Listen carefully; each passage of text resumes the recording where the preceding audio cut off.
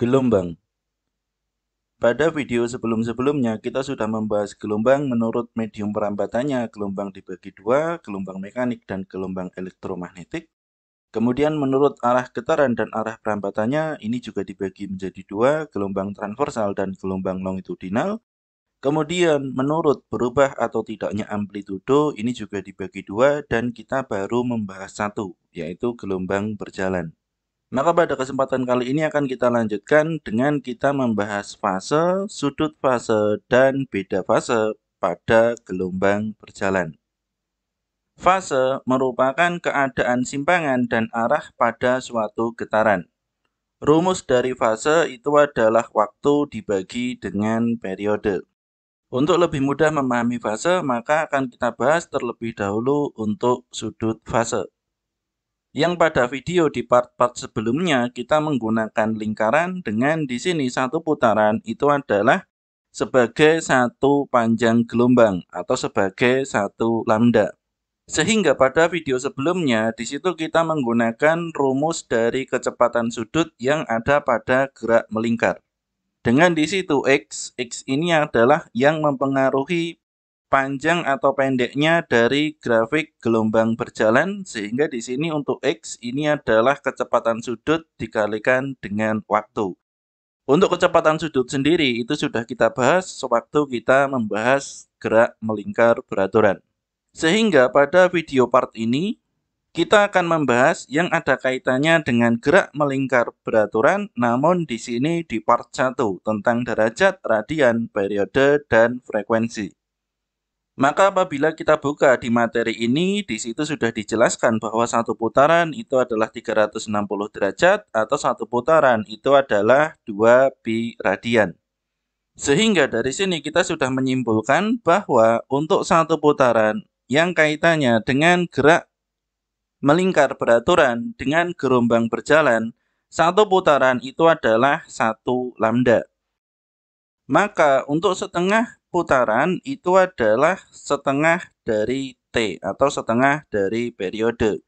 Sedangkan untuk sudut fase dari setengah putaran itu adalah 180 derajat, maka itu adalah pi radian.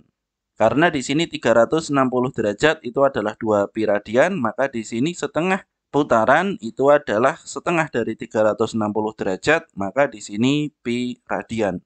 Maka dari sini bisa kita tarik kesimpulan bahwa sudut fase itu adalah 2 dikali pi dikali fase.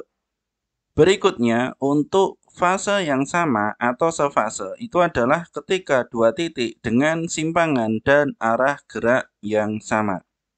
Misalkan di sini apabila ada grafik gelombang berjalan, maka di sini bisa kita katakan bahwa P dengan U ini adalah sefase. Karena di sini jaraknya adalah 1 lambda atau 1 panjang gelombang. Karena di sini simpangannya sama, panjang simpangannya sama, dan arah geraknya di sini juga sama. Untuk arah gerak ini nanti yang akan kita bahas. Namun ini kita ke simpangan terlebih dahulu. Kemudian di sini P sefase dengan U, maka di sini P juga sefase dengan Y. Karena di sini simpangannya sama, panjang simpangannya sama, dan arah geraknya juga sama. Jadi di sini bisa kita katakan bahwa fase yang sama atau sefase itu adalah ketika dua titik berjarak 1 lambda, 2 lambda, 3 lambda, dan seterusnya sampai n lambda. Maka di sini untuk P dengan R di sini tidak sefase karena hanya berjarak setengah lambda. Meskipun di sini panjang simpangannya sama, namun di sini arah geraknya berbeda dan jaraknya tidak 1 lambda. Namun di sini R dengan W ini adalah sefase karena di sini jaraknya 1 lambda, panjang simpangannya di sini juga sama, panjang simpangannya. Ini sama-sama dasar lembah, dan untuk S dengan X ini juga sefase. Namun di sini S dengan Z ini tidak sefase karena meskipun panjang simpangannya sama, namun di sini arah geraknya tidak sama. Dan di sini tidak berjarak 1 lambda, 2 lambda, dan seterusnya. Ini berjarak 1, kemudian di sini setengah. Jadi di sini S dengan Z ini jaraknya 1,5 lambda. Untuk arah gerak sendiri, apabila di sini kita bahas, arah geraknya adalah seperti ini. Jadi di sini bisa dilihat, yang pertama ini adalah ke atas, kemudian ke bawah, ke bawah, ke atas, ke atas, ke bawah, ke bawah, ke atas, ke atas, ke bawah, ke bawah, ke atas, dan seterusnya. Sehingga di sini bisa dilihat apabila kita tadi bermain di titik puncak dan dasar lembah, kemudian juga bermain di garis, maka di sini kita akan bermain di tengah-tengah. Jadi di sini tidak di puncak, tidak di garis, dan tidak di dasar lembah. Semisal di sini Hi dengan V. Jadi di sini Hi dengan V ini adalah sefase karena di sini panjangnya 1 lambda. Bisa dilihat di sini setengah, kemudian setengah, sehingga 1 lambda. Apabila kita perhatikan di sini jarak simpangannya ini sama, jarak simpangannya sama, dan arahnya juga sama, sama-sama ke bawah, sehingga di sini sefase. Namun di sini X dengan Z ini tidak sefase. Meskipun di sini panjang simpangannya ini sama, namun di sini arahnya berbeda, satu ke atas, satu ke bawah. Dan untuk jaraknya ini kurang dari setengah lambda, sehingga di sini tidak 1 lambda, maka di sini tidak sefase. Atau untuk cara mudahnya, apabila di sini teman-teman perhatikan kita tadi, ini ada lingkaran, gerak melingkar beraturan. Apabila di sini dari titik awalnya adalah di sini, apabila sudah melingkar dan kembali ke sini, ini adalah sefase atau jarak 1 lambda.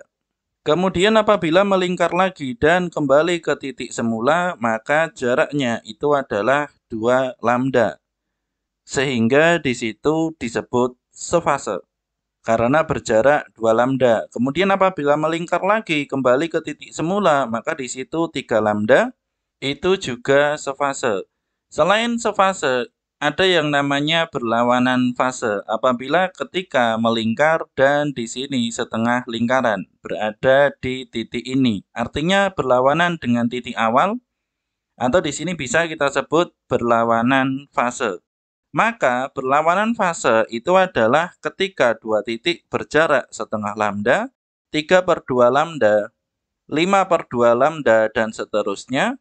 Apabila dirumuskan itu adalah 2n min 1 dikali setengah lambda. Jadi apabila tadi kita memulai melingkar dari titik ini dan kembali ke titik ini itu adalah sefase, maka yang berlawanan fase itu adalah yang berada di titik ini. Atau di sini setengah dari lingkaran atau setengah lambda. Namun berhenti di titik ini bukan hanya setengah, bisa juga itu adalah 1,5, kemudian 2,5, kemudian 3,5, dan seterusnya. Sehingga di sini tadi berlawanan fase itu adalah setengah lambda, 3/2 lambda atau 1,5 lambda, 5/2 lambda atau 2,5 lambda, dan seterusnya sehingga membentuk rumus ini. Maka untuk P dengan R itu adalah berlawanan fase. Jadi di sini P dengan R ini berlawanan fase karena ini setengah lambda. Dan untuk X dan Z ini juga berlawanan fase, dari X ke Z ini berlawanan fase. Kemudian S dengan Z ini juga berlawanan fase karena ini 1,5 lambda. Ini apabila kita bermain di titik-titik puncak, kemudian juga titik dasar, dan di sini tepat di tengah. Namun apabila kita bermain di titik-titik yang tidak ketiganya, maka di sini bisa dilihat Hi dengan S ini berlawanan fase. Hi di sini, kemudian S di sini. Ini berlawanan fase karena setengah lambda. Kemudian S dengan V di sini juga berlawanan fase. S di sini, kemudian V di sini, ini setengah lambda, sehingga berlawanan fase. Kemudian Xi dengan V tidak termasuk berlawanan fase. Jadi di sini Xi dengan V ini tidak termasuk berlawanan fase karena apabila di sini kita hitung ternyata Xi dan V itu adalah sefase. Sehingga di sini tidak berlawanan fase. Kemudian juga untuk X dengan Z ini juga tidak termasuk berlawanan fase. Karena di sini tidak setengah lambda, 1,5, 2,5, dan seterusnya. Ini bahkan lebih kurang dari setengah lambda.